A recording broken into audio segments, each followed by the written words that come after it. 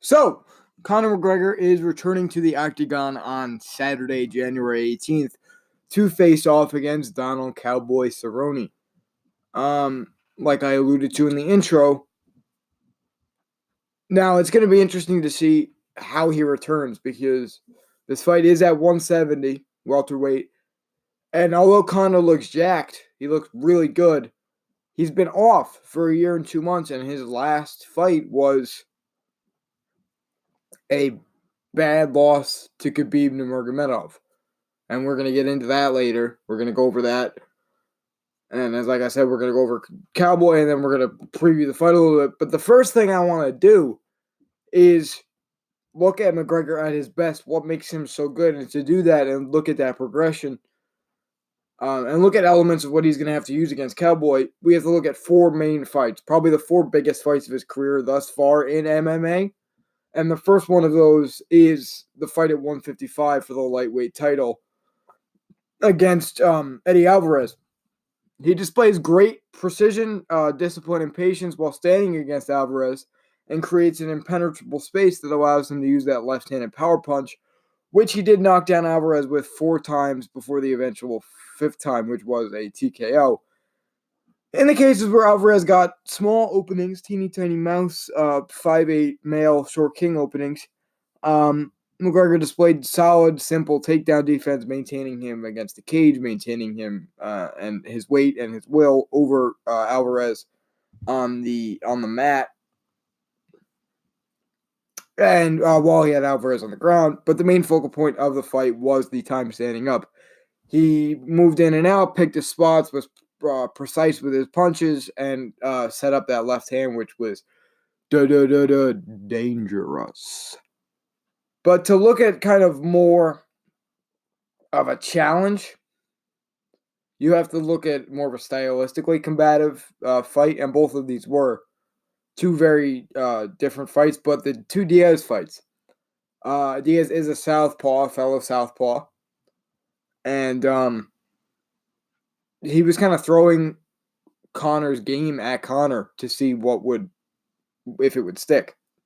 And of course, Diaz is also dangerous because he's a fantastic jiu-jitsu player, an underrated wrestler, and he's a tough motherfucker. So he has a developed ground game, will stand in there, take shots, and can match Conor boxing to a certain degree. I think Conor is more technically sound when standing up, but this fight starts interesting. Conor, as always, is very twitchy, moving from foot to foot, switching stances and keeping his hands low. However, and I understand this is a southpaw tendency, Diaz is returning this energy, constantly moving, keeping his hands low as well, but also moving away, trying to place his jab.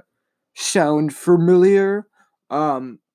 Keeping the distance from Conor and using space against him, not allowing him to land a heavy left hand. Diaz achieves a single leg takedown now in the closing of the first, and McGregor makes efficient work of him.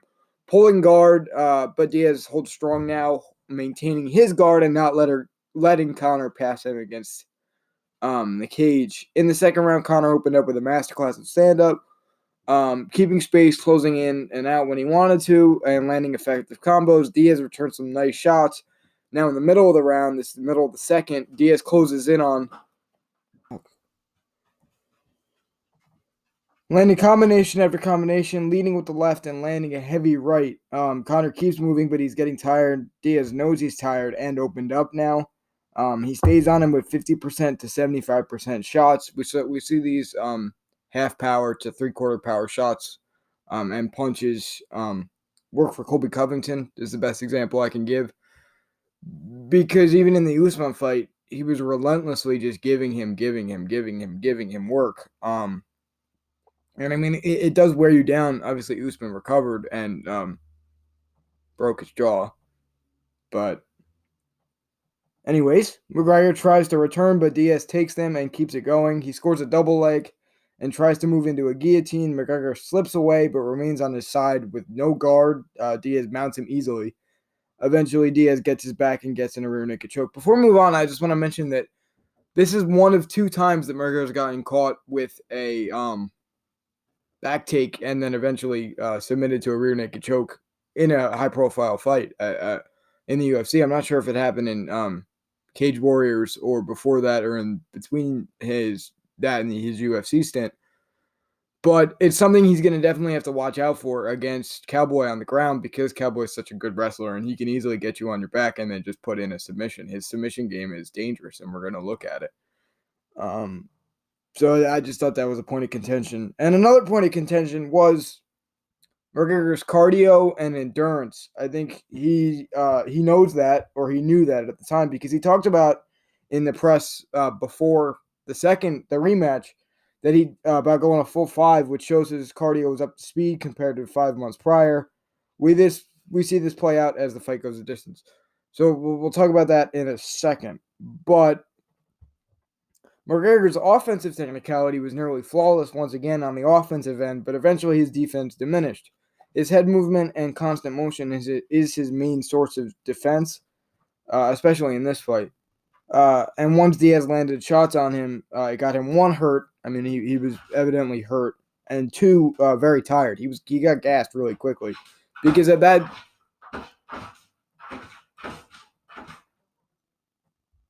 point, you're no longer working on anaerobic respiration. You're working off of aerobic respiration. You're working off of anaerobic respiration, and that's lactic acid now. So you start to get it's hard to produce oxygen. We see this with track stars, Usain Bolt, sprinters, but they're gassed after interviews or during interviews, and they can't really speak. It's hard to put a sentence together because they're trying to retain breath. So it wasn't a lackluster ground game that handed Conor one of his first big losses, but rather his stand-up. Conor's highlighted world-class aspect of his game. So that was interesting that he got beat standing up, truly, because he's so technically sound, and Diaz kind of just stayed on him. So it'll be interesting to see in these next 2 fights if that continues. And it did a little bit against Diaz, and there was none of it against Khabib. This is all in the past. I think it's something that could be easily solved against Cowboy in reference to the upcoming fight. But on to the second fight. In the second go-around, Conor comes out aggressive with his strikes, knocking down Diaz quickly and not going to the ground with him. Smart guy. I don't know if you know this, but that was smart. A minute and a half in, Conor displays great timing with his striking, both combos and leg kicks. He really tries to set up this leg kick thing, and it does wear out Diaz's right leg, I think it was. We'll have pictures up in the video. Conor kept excellent space in the first round. He continues this, closing in and out with efficient strikes. So he's coming out with great stand-up so far. However, in the middle of the second, Diaz begins landing effective combos on McGregor and forces him to start putting that cardio to work. And whilst Conor recovers and lands more body shots, leg kicks, etc., attempting to wear Diaz out, this sequence climaxes in Diaz landing big shots, almost knocking Conor down and getting him in the clinch. By the third round, both guys are tired, and any remaining technical work is deemed incredibly impressive by me, the MMA expert and professor of tiredness in UFC fights. But yeah, like I said about the aerobic and anaerobic respiration, taking anatomy and physiology in school right now, so I just learned this and I can apply it. So I'm gonna.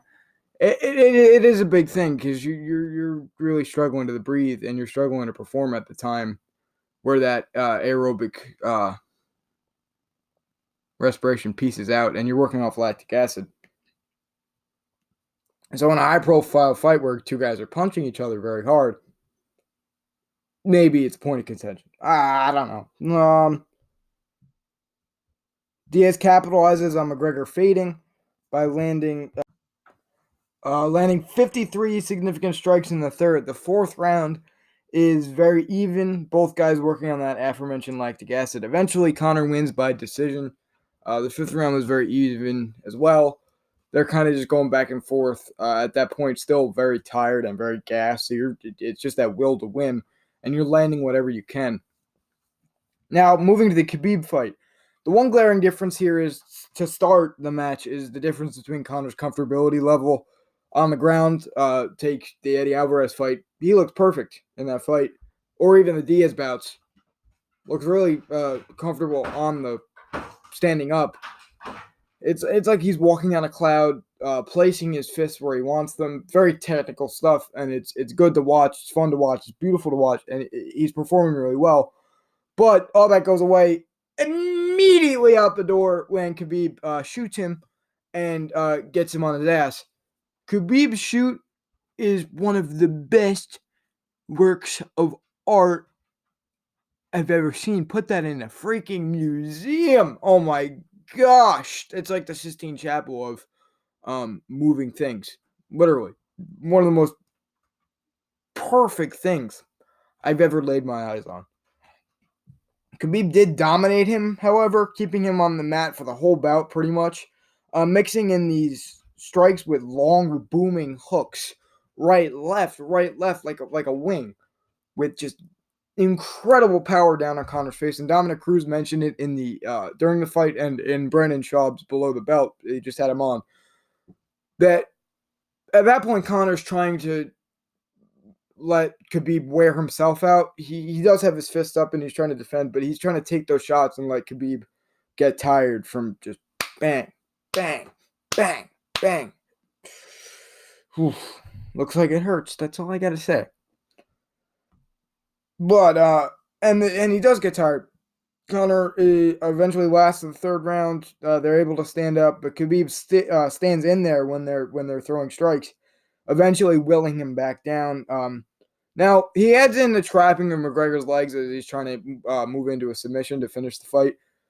This is very important because as I started rolling jiu-jitsu, and I think as overall as a grappling, however, that trapping the legs is an important thing because you're trying to neutralize their movement, and you really can shut down the whole body. Between that, for example, here last week in jiu-jitsu, we're working on how to pass a knee shield, and what you do is like a windshield wiper move where you're kind of tussling your opposite leg with their opposite leg because you're say my left knee is posted up and their right knee or left knee, whatever, is in my chest with a knee shield. You can't really pass that, so you got to post up and kind of tussle with that those opposite legs on the ground. And if you can pin their leg down, it's very hard for them to move side to side to go with the knee shield. And then the same thing for side control, especially side control, because once you have side control, you have complete control of their upper body and now their lower body, because it's very rare you're going to see them move their hips without the rest of their body, without their head. It's possible, and once those hips move, they can come square, they can do a stand up, and they can kind of get out of whatever position you have them in. But side control is really effective because that is shut down as well. So I think that's what Khabib is kind of going for. And like I said, he eventually taps him after getting his back with a rear naked choke once again. And that's something he's going to have to watch out for on Saturday with Cowboy. And we are going to go over all Cowboys things right now. So Cowboy Cerrone, Donald Cowboy Cerrone, 17 UFC finishes, 22 UFC wins. He holds the record for both in the UFC.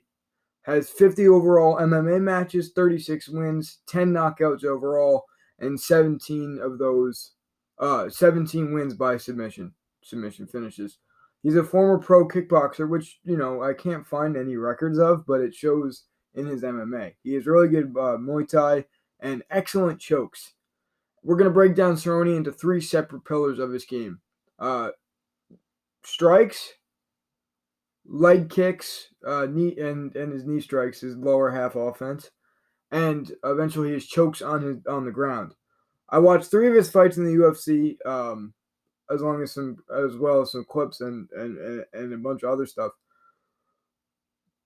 There are so many to choose from, but we have three that I think represent things that challenge Cowboy and show that challenge Cowboy and show his acumen. Mike Perry, Matt Brown, and Alexander Hernandez. He finished Perry with an armbar. The Brown fight involves a lot of stand-up. And Hernandez's pace reminds me of Conor's a little. I think Conor goes a little bit faster than Cowboy, but it's the same technical style. So we're going to see how that plays out. However, Cowboy is very technical, like I said, and